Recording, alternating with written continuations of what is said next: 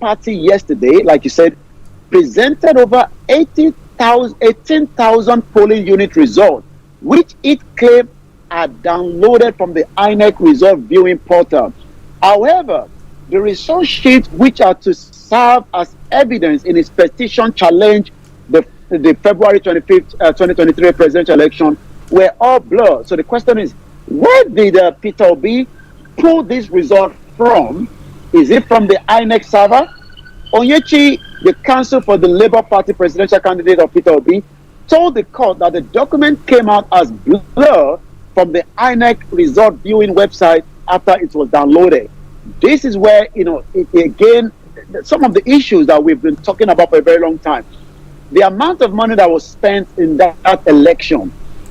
INEC chairman was here in London at Chatham House, about almost 30 minutes away from here. All the presidential aspirants were here as well, from Atiku to Peter Obi and Bola Tinubu. But what Nigerians got is the reason why there's now an election tribunal. Whether we will get a conclusive case out of that, we still have to wait and see. But like I say, ever since the Shehu Shagari, we've never witnessed any situation where results are upheld or upturned to favor the other side. Atiku tried it so many times, after the failure to win the presidential election, but nothing changed. Is something going to change? Those that are prophesiers are saying that there will be a new Nigeria and there will be upturn of the court to favor. But we're going to be a little bit, skeptical about that, because, everybody sees things from different ways. We don't know who is communicating with them to give that message out. But in reality, we just have to wait for the election tribunal to give us the final outcome when it comes to the current situation with the election tribunal after the 25th February election that took place in Nigeria. Okay, listeners, Starr Radio UK, Mr. Olayomi Koiki in number 10 Downing Street. Okay, Yomi, let's go to the next story that you have for us. Well, APC big wigs just for ministerial slot. Tinubu hasn't appointed any ministerial post at the moment, but there has already been, few individuals, the Daily Alake, the presidential spokesman, also, some advisor, Nuru Rubadu for security. Also, there's a young woman also for energy as well. So it seems that everybody is now trying to get the piece of the cake as a minister in Tinubu's new government. So we just have to wait. But for now, the headline says APC big wigs just for ministerial slot. Tinubu already named 8 special advisor from security to energy and the rest as well to his communication team as well. Tinubu economic advisor also bear with us because we are having a bit of a network issue here, but like we said earlier, Tinubu economic advisor proposed custom, NIMASA, FIRS to merge together. Whether that is going to happen, Wale Edun is also one of the SA to Bola Ahmed Tinubu, new government as well. The naira weakens to 702 naira to $1. The pound sterling, as of today, is about 965 to 1 naira. At the beginning of the week, it was fluctuating between 950 to 955. But as of today, it is 965 naira to 1 pound. But the dollar is already weakened. The naira weakens to 702. Remember, we've been talking about the CBN changes, when it comes to not even granting any subsidy anymore when it comes to the, the student that wants to study outside. And we know that we have so many Nigerians that are schooling outside the country, but most of them now would not be able to get a subsidy as well. The northern traditional leaders have pledged support for Bola Ahmed Tinubu in the healthcare. We know that healthcare is one of the biggest problems that we've talked about in Nigeria. Most of the governors in Akeredolu, from what we are hearing, is currently in Germany. Even Bola Tinubu himself have spent, not yet, but before, the inauguration, he spent few more weeks in France receiving medical treatment. Whether he will be taking his medical treatment in Nigeria time will tell. But we know that the former president, Muhammadu Buhari, spent as many days outside Nigeria, here in London, even up to after the King Charles coronation. The president stood back for 10 days where he was receiving, medical treatment as well. So we're going to take, one more. I'm going to come back again to you in the studio where we can talk about the power-drunk custom official looted traders' shops overnight. There's just too much going on in Nigeria. But this is Starr Radio UK, and I'm going to come back to you in the studio at 17 minutes past before we look at some of the other headlines coming out of Nigeria this morning. Well, listeners, Mr. Olayomi, thank you for you. And once again, I apologize sincerely for the break in the, those of you on the YouTube, there seemed to be a break in the broadcast. Yeah. So my sincere apologies for that. But, well, we still move on. Let's look at some of the other stories. If you just take off the camera just for a few seconds so that we can reposition a little bit. Okay, no problem. Listeners, just bear with us. Yes. So we allow Yomi to move his camera around. Okay. So 17 minutes past the top of the hour. So we can get rid of the blurredness in there. Well. Okay, just bear with him whilst we're still waiting for him to settle, and then we go on from there.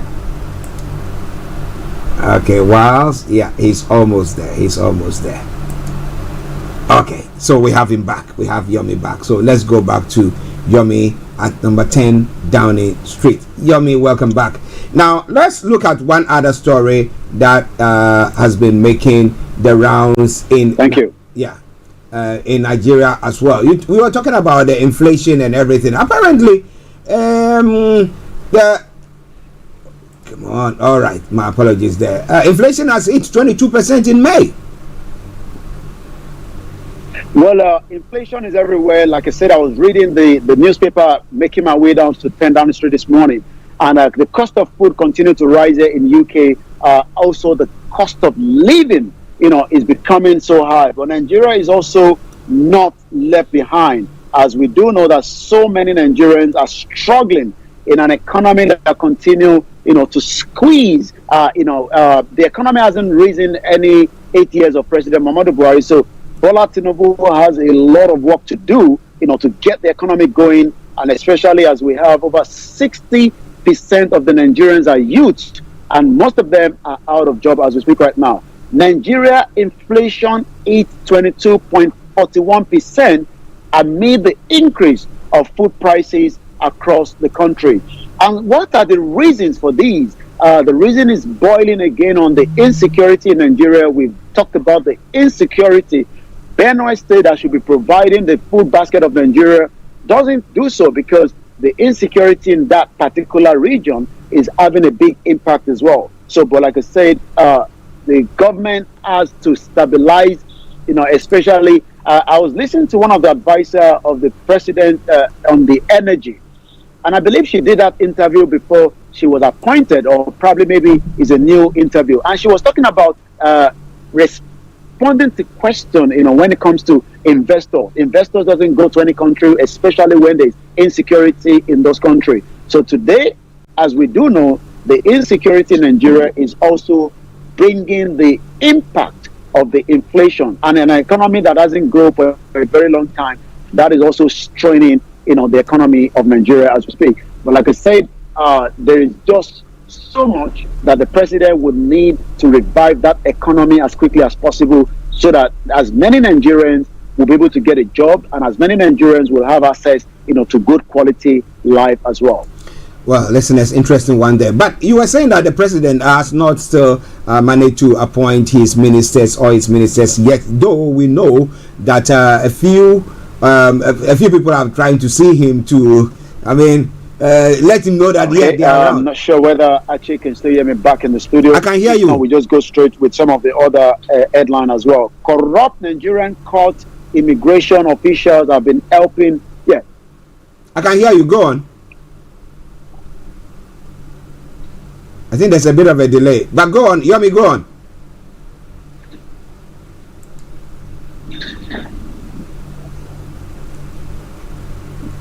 Okay, listeners, just bear with us. I think there's a delay, sort of that is going on there, so that is making the communication a bit difficult. But let's go to Yomi. Yomi, can you hear me? Yeah. I was actually talking about we've been talking about the inflation. The inflation continue, to have big impact, on so many Nigerians as we speak. But Bola Tinubu is still settling down. We talked about it on Wednesday on the Niger Voices. So, as we say, the Nigerian inflation hit 22.41%. Nigeria annual inflation rate has risen to 22.41.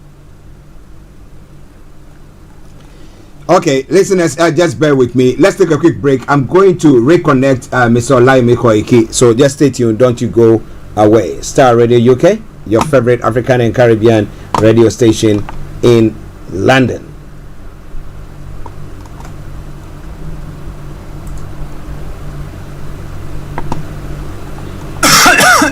Hi, I'm Ada Williams and I'm an NHS pharmacist. Don't get caught out by COVID this summer. If you have only had one COVID-19 vaccination or haven't had one at all, you can still get your free vaccine until the 30th of June.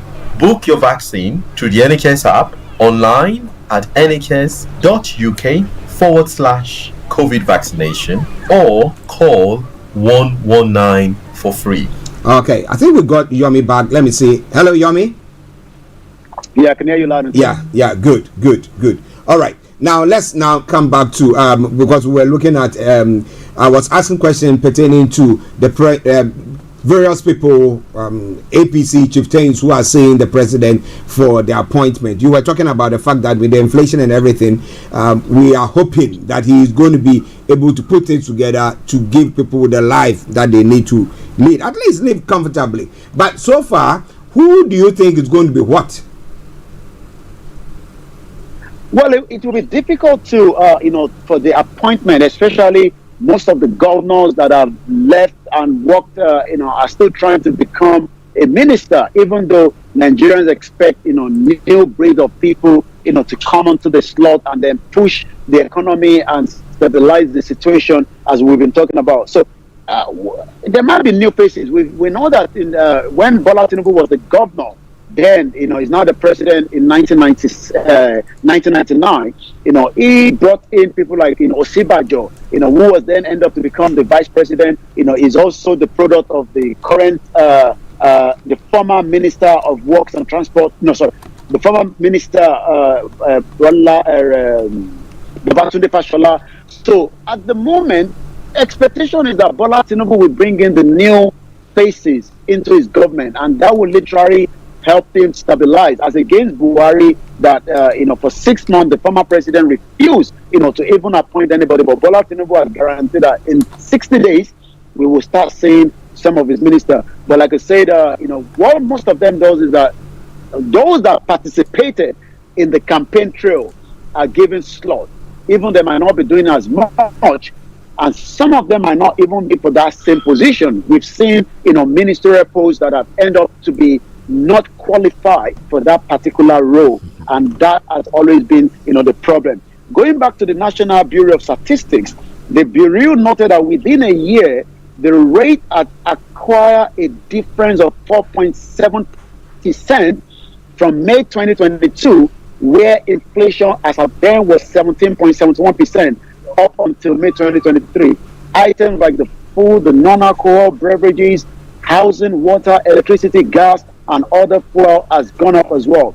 Also, the report on the food inflation rate showed that the food inflation rate has driven up to 24.61%. So when Bola Tinubu is going to be bringing in these ministers, they would have to be out there rolling their sleeves, out there, not sitting down in the air condition and moving with escort in a very, very big lifestyle. For Nigerians are really expecting a renewed change. Remember that they promised them the change, they promised them the next level. This new APC government now is promising a renewed change. So the expectation from Nigerians is quite very high. Whether Tinubu will be able to deliver that, time will tell. Time will tell. By the time now it's 11:26, and we'll go to Yomi, who is at 10 Downing Street, to bring us the rest of the stories making the rounds. Over to you, Yomi. Well, like I said, CSO Happy Tinubu has removed the EFCC chairman, and that is one of the trend on the Twitter that we're going to be talking about, apart from some of the other issues as well that we're going to be touching on as well. The former EFCC chairman that is now in the custody of the DSS actually traveled down in a video that is circulating in a flamboyant way to Saudi Arabia for 10 days. And from those report on that video says he spent about $300,000. Whether that was his own money, whether somebody paid for it, but he was the current EFCC chairman as at the time he made those travel. The Nigerians have been talking and asking questions. Also, there is another custom officer that has been asking the current government, Bola Tinubu. His name is Mr. Shegun, from the southwest in Ekiti State.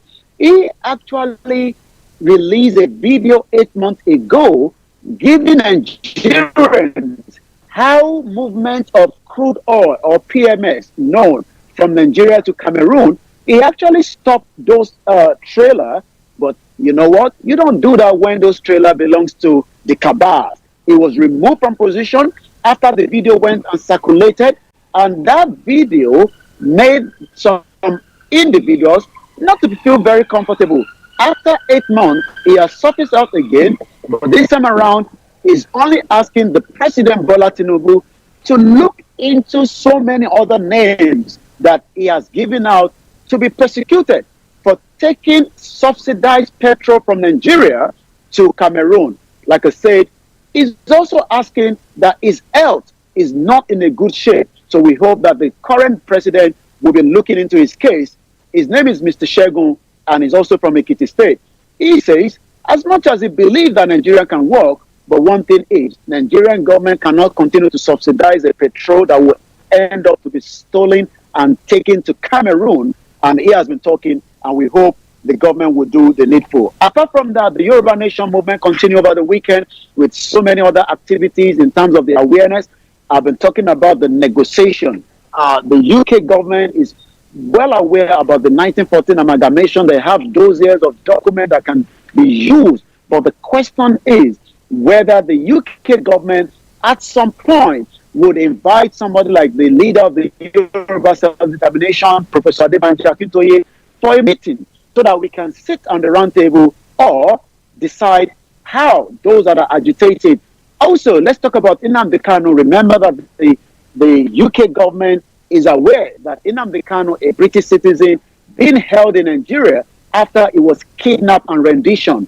The former ambassador Katrina Lang did little than trying to look into the plight of Nnamdi Kanu. The question is whether the new ambassador representing the British government in Nigeria, Dr.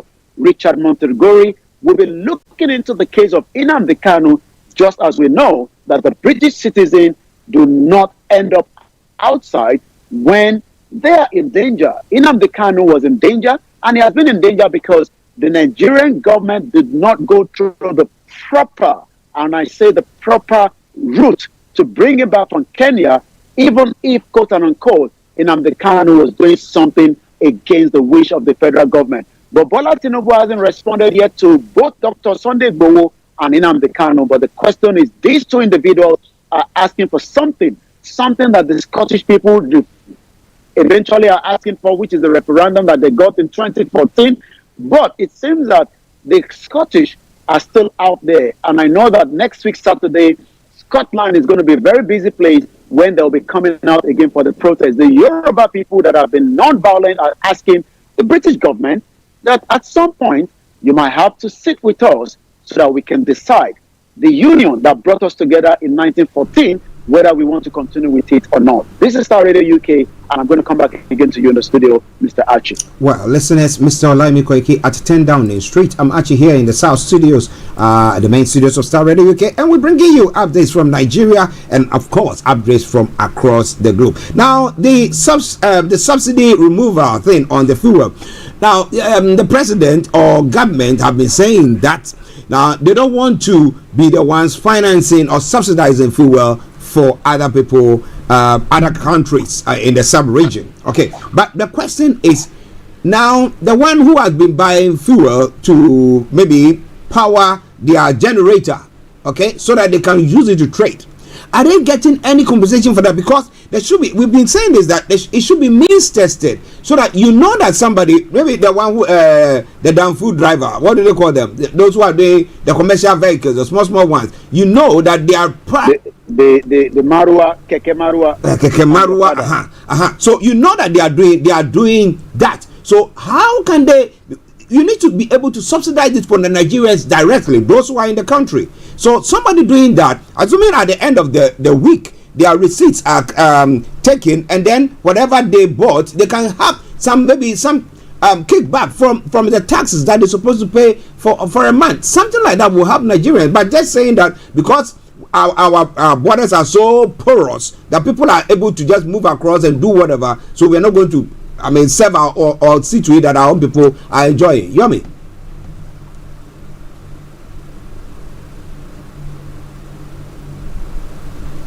Yes, Yomi. Hello, Yomi. Hello, Yomi. Okay, listeners, bear with us. I think we haven't. Well, yeah, go on. Buhari, before the former president. Yeah, I can hear you. I can still hear you. Go on. Before the former president left, he actually collected another $800 million loan, and the reason for that was to subsidize, the average Nigerian that are living in abject poverty. Bola Tinubu has stated that Nigeria should prepare for the pain, maybe for temporary measure, while they stabilize the economy and then start looking into how to support. All the 36 state governors, even those from the PDP and the other political party, have already said and promised to the president that they will work with him so that they can relieve the support. How they're going to do that, nobody knows it. But what we know that is the price from junction to junction, if you're paying 100 naira, you are now paying about 200 naira. It's gone double, and that is a big problem. So, and since what we have been hearing is that it's costing the government over 400 billion naira every month. While somebody moved, like the custom officer that continued to say that movement of these petrol to Cameroon, somebody is making about 35 million naira, even though that tanker has been subsidized. So, like I said, it will be a rough ride for so many Nigerians that have already lived in abject poverty, according to the World Bank. With the removal of the subsidy, Bola Tinubu says there is no returning back to that. Remember that the NLC, the Nigerian Labour Congress, are still in discussion. They've actually put the hold on the protest, that was meant to come out some few weeks ago. How much more time would the negotiation in terms of the salary increment is going to take place? And whether some of the states can pay that salary is another question. As we know, Nigeria would have to buckle up a little bit because it's going to be a bumpy ride. Well, it's going to be a bumpy ride. Is it not already a bumpy ride for most of us living there? Bishop, I hope you're all doing very, very well. And your colleagues at that office, I salute each and every one of you. And thank you very much. We apologize sincerely for the breaking transmission on the YouTube channel. I don't know what is happening. I think the internet seems to be playing up here today. But we will be going to what is happening on the social media front, and then we can bring the update to a close. Mr. Olayomi, over to you. Well, as we go over the weekend, like I said, Central London is going to be very, very busy, as there's an event going on. But on the Starr Radio UK network, we'll be back again on Monday as we continue, the transmission. But for now, stay tuned over the weekend with all the activities that is going to be coming up on the Starr Radio UK. It is the finest African and Caribbean radio station in London. As we say, if it's not the Starr Radio UK, it can never be anywhere else. Thank you so much for those of you that have joined us, and we appreciate it. All right, then. Thank you very much, Mr. Olayomi, and we catch up later. All right, then. Okay, listeners, it is Starr Radio UK. It is your favorite African and Caribbean radio station in London. A quick commercial break, and I'll bring you a lovely tune for all of you who are celebrating or fighting for the quest to not be marginalized, especially the Yoruba group. I'm going to be playing one of my favorite tunes. I think by this time you might have got to understand that tune that I really love from Jeanette. But before then, let's take this commercial break and then I bring you that tune. Stay tuned. Hi. I'm Adam Williams and I'm an NHS pharmacist. Don't get caught out by COVID this summer. If you have only had one COVID-19 vaccination or haven't had one at all, you can still get your free vaccine until the 30th of June. Book your vaccine through the NHS app, online at nhs.uk/COVID vaccination or call 119 for free. Hi guys, this is your friend Uruj from SendWave. SendWave is a money transfer app that is used by people all over the world to send money to their loved ones in Africa. With SendWave, you can send money to Ghana, Nigeria, Kenya, Uganda, and Tanzania. And the best part is, SendWave is absolutely commission free. Our exchange rates are excellent. You can see for yourself by checking them out on our website. So how do you use SendWave? SendWave is an app that you can download onto your phone from the App Store or Google Play Store. The app is free to download. After downloading it, just open the app and enter your name, email, and phone number. That's it. You're good to go. Make sure you use the promo code SR. S for Star, R for Radio. This promo code will give you £5 free credit to send to Africa on your first transaction. Your money will be delivered to your recipient within seconds. Feel free to call me on 0749 7377 647 at any time. I'll be happy to tell you all about SendWave and help you in any way I can. Remember to use the promo code SR for £5 free credit. Medasse. Okay, let's enjoy this music from Jeanette. It says Orile Demi, and I'll be with you. Stay tuned.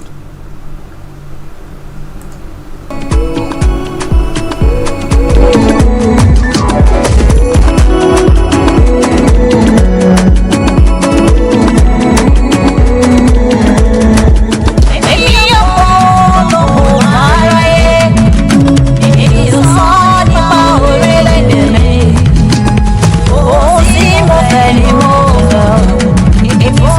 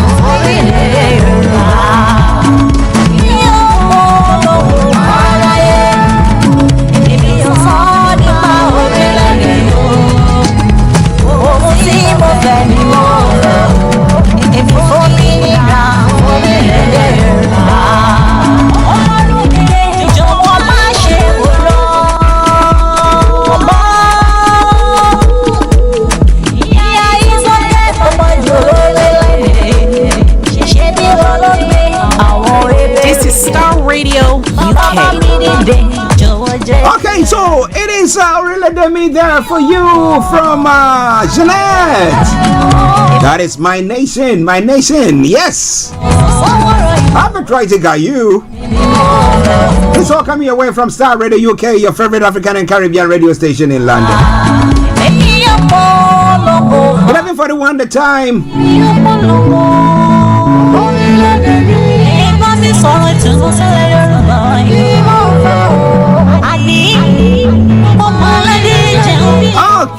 Okay, so we will now move on straight to some of the stories making the rounds across the globe. As I did say today, my sincere apologies for the hush in the program, because we think there is some technical issue going on that the technical team are going to see to, and so we will not be having Mr. Dante Berry, CEO of GIL Accountancy Services on. We'll finish the program in the next 18 minutes so that the technical team can see to it. Those of you who are watching us live on the YouTube, I sincerely apologize for the breaks. There are a lot of breaks that have gone on there. We're not very sure. The technical team are here under the able leadership of Mr. Francis Guy. Francis, let me say once again, thank you for the good work that you all do. All right then, so moving on straight now, the Malians are going to go to the polls on Sunday just to either approve or disapprove the new constitution that is going to be taking place. That is the referendum that is going to be taking place there. And then moving on straight to Senegal, the Senegalese government on Thursday cited judicial delays and precautionary principles to justify the fact that the authorities have still not arrested opposition politician Ousmane Sonko, who has been sentenced to prison, but are blocking him at his home. Now, why hasn't Ousmane Sonko been arrested? He needs to be notified of the sentencing decision. The decision is being drafted, said Justice Minister Ismaila Madior Faure. Now, Senegalese justice is independent. It works at its own pace, he added at a government press conference in Dakar. Opposition politician Ousmane Sonko was sentenced on June 1 to 2 years imprisonment in a vice case. This conviction renders him ineligible for the 2024 presidential election. The question is it elimination by rough tactics, as Donald Trump seems to be saying in the United States of America? Well, it's quite an interesting twist there. But moving on straight. Well, do you want to buy a crocodile? Well, it's being on sale. In Namibia, 40 of them are going to be sold. So if you are interested, let me know. I can get a percentage from there. The Namibian government have announced on Thursday that it will be putting 40 crocodiles up for sale and issuing more permits to kill the reptile following a rise in attacks on humans. The environmental minister Puhamba Shifita said the decision was taken at a time when the country's crocodile population has increased and is posing a security problem. We are focused on several areas where the crocodile population is exceeding the maximum capacity and is spreading to the riverbanks where they are starting to attack people, the minister said. That's going to be a scary one, you know. Woo-ha! All right then, but maybe if you want to own one, feel free to get in touch with me. I'm just joking. I don't have any connections with them, but maybe I can negotiate. Yeah. It's all coming away from Starr Radio UK. It is your favorite African and Caribbean radio station in London. Okay.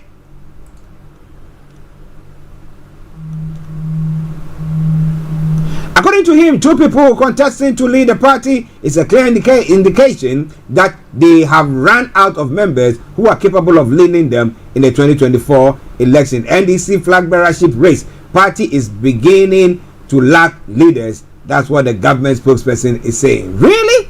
Well. They brought you Mahama. So let's see what is going to happen. But the Speaker of Parliament has gone on to say that, it's going to be a contest between Dr. Mahmoud Bawumia, who is the Vice President, and the former President, John Dramani Mahama. So we're going to see what is going to happen. The Parliament Service has refuted reports that the Speaker of Parliament, Right Honorable ASK Bagbin, has predicted Vice President Dr. Mahmoud Bawumia to be the flag bearer of the New Patriotic Party for the 2024 presidential election. An online portal reported that the Speaker had predicted the 2024 presidential election will be between the former President John Mahama and Vice President Dr. Mahmoud Bawumia. Now, according to the website, the speaker said this when he called on the Yagbonwura as part of the 30th anniversary celebration of uninterrupted parliamentary democracy in Ghana. But a statement issued by the Media Relations Department of the Parliamentary Service plays on record that although the speaker made reference to the two politicians at the said event, it was not at exercise or not at exercise in it wasn't an exercise in a prediction or in predicting. So that's not what he was on about. Okay. Now, one final story from Ghana, because we are pressed with time and so that the thing can take over, as I did say. An alleged audio recording attributed to Prophet Isaac Owusu-Bempah, the founder and leader of the Glorious Word Power Ministry International, has surfaced where he's heard issuing threats against the current Inspector General of Police, Dr. George Akufu-Dampare. The leaked audio contains menacing remarks directed towards the IGP, citing recent arrests and alleged maltreatment as the motivation behind the threats. In the audio, Prophet Owusu-Bempah claims to have played a significant role in the election of President Nana Addo Dankwa Akufo-Addo and highlighted the sacrifices made to secure his victory. Now, shockingly, he alleges that some individuals lost their lives, others suffered serious accidents and endured amputation as part of these sacrifices. The controversial man of God warns IGP Dampare that he would deeply regret assuming the position and hints at his intention to retaliate for the alleged mistreatment during his arrest and alleged plot to assassinate him. Interesting. But they all coming your way from Starr Radio UK, and with the stories making the rounds across the globe. In other parts of the world, as I've said, well, in Kyiv, we got drones and missiles have been launched against Kyiv just as African leaders arrive in Ukraine on a peace mission. Ukraine's foreign minister says the missiles are a message to Africa, showing that Putin wants more war.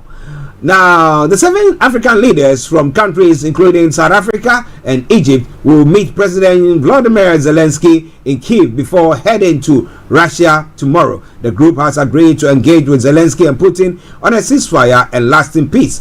But the initiative comes just as Kyiv launches its counter-offensive against the Russian invasion, and fighting has intensified. The South African presidency has just tweeted some videos from Kyiv's St. Michael Square. The African leaders, other members of the peace initiative, received briefing from representatives of the Ukraine Defense Ministry. But well, let's see what is going to happen. There. There's a picture of them on a train. Yeah, is it a presidential train? Or yes, a nice train. The South African president security team has been stuck on a plane in Poland for several hours. It reported that the authorities are refusing to allow them and accompanying journalists to disembark and continuing their journey to Ukraine, while Cyril Ramaphosa is pleading the peace mission by the African heads of states. Now, Poland is refusing them to disembark, and it's quite an interesting one. But lots more going to be coming your way, so wherever you are, don't even think of touching the dial. We're going to be bringing you more on that front. It is Starr Radio UK. It is your favorite African and Caribbean radio station in London. Did they ever stop any of the presidents from the other countries who might have landed in Poland to cross, maybe go by train or by vehicle or whatever to Ukraine? Did they stop them the way they are doing to these leaders of Africa? Interesting. But a lot more going to be coming your way. But a couple of stories and then we leave here. Now, ex-police watchdog chief Lockwood has been charged with rape. The story says that, well, the ex-police watchdog director general has been charged with raping a girl under 16 and indecent assault. Now, Michael Lockwood, 64, is accused of 6 counts of indecent assault and 3 counts of rape against a girl under 16.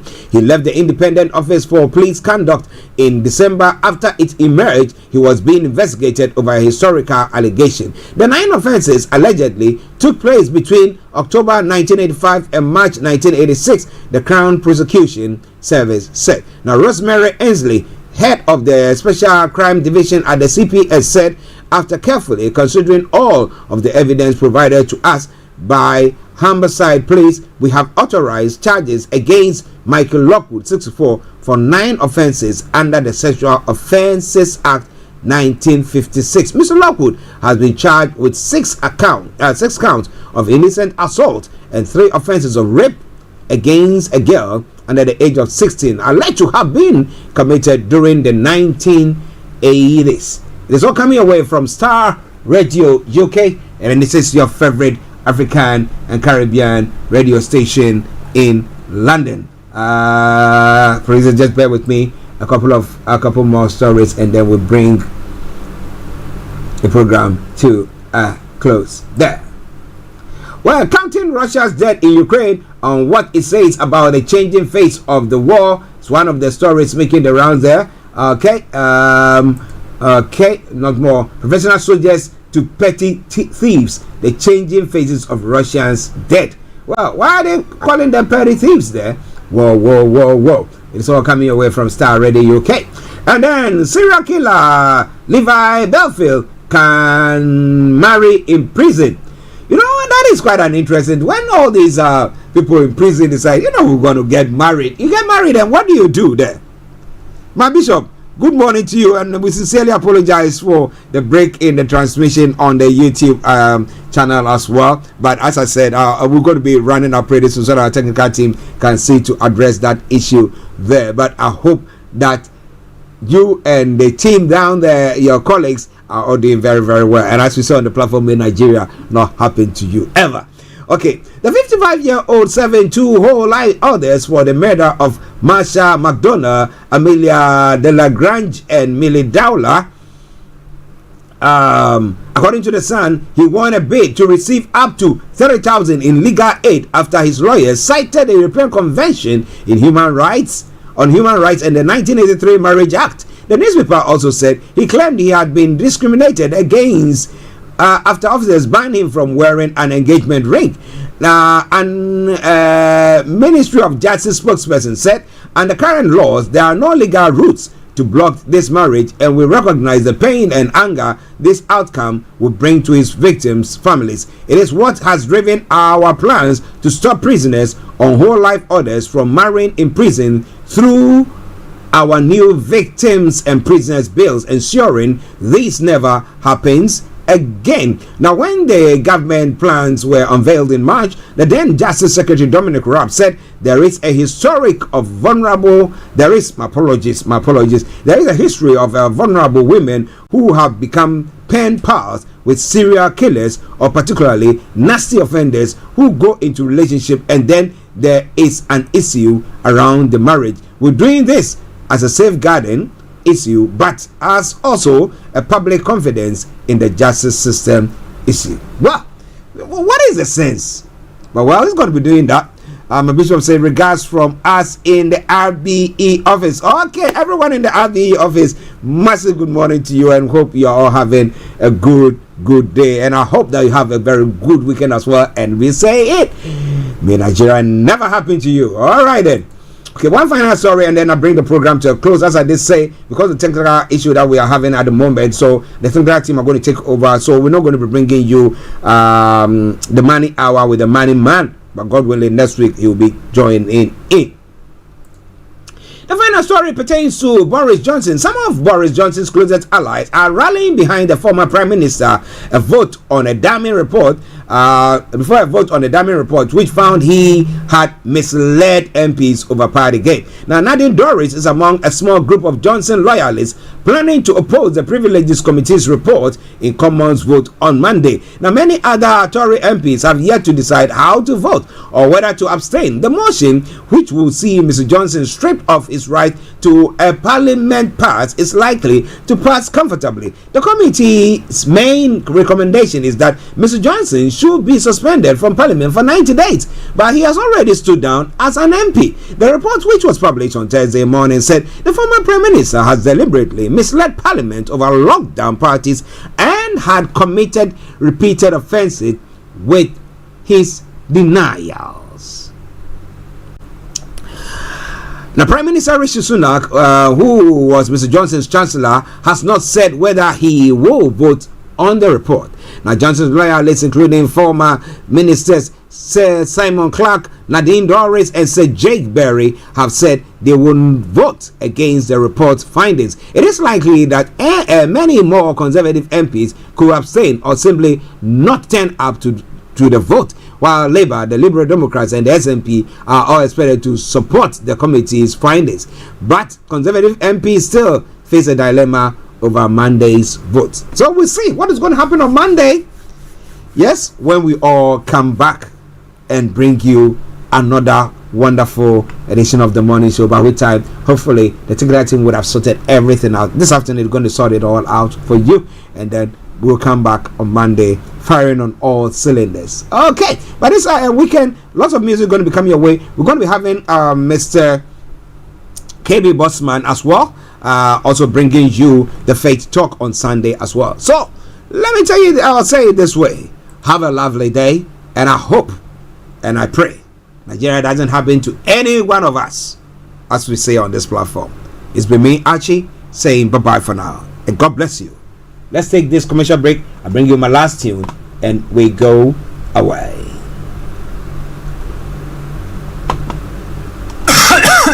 Hi, I'm Ada Williams, and I'm an NHS pharmacist. Don't get caught out by COVID this summer. If you have only had one COVID-19 vaccination or haven't had one at all, you can still get your free vaccine until the 30th of June. Book your vaccine through the NHS app, online at nhs.uk/COVID vaccination, or call 119 for free. Hi, I'm Ada Williams, and I'm an NHS pharmacist. Don't get caught out by COVID this summer. If you have only had one COVID-19 vaccination or haven't had one at all, you can still get your free vaccine until the 30th of June. Book your vaccine through the NHS app, online at nhs.uk/COVID vaccination, or call 119 for free.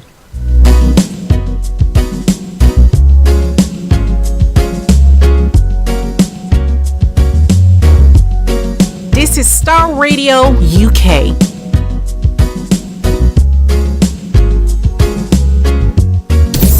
Thanks for listening. Who run things, who run things, who run things. The problem of Africa is belief. Who run things, who run things, who run things. Them all go to universities. Universities award them degrees. Big degrees. Turn it on. Turn it up. Degrees. Big degrees. MSc in stealing. Bachelor of Arts, mismanagement. Masters